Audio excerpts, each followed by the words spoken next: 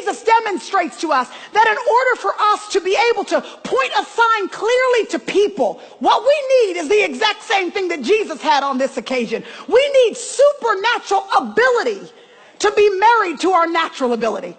We can't just come in our own skill and in our own power and think that we can fill the needs that are presented to us. We, like Jesus, when we're in a position where we're in over our heads, where we are very clearly outmatched, where there are people that are around us that are more skilled and are more talented, we need what Jesus had.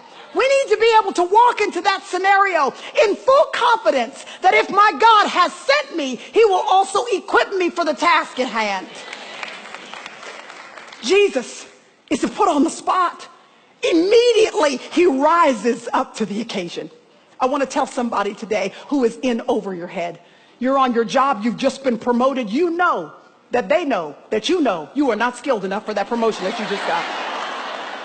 You feel like a duck out of water. You feel like a deer caught in headlights. You have no idea how you're going to meander your way through this thing. You're just faking it till you make it. I've got good news for you. What the Holy Spirit does for you is the exact same thing that God's Spirit did for Jesus Christ on this occasion. He gives us competence, ability that comes supernaturally from the Father so that we can handle the tasks that are at hand.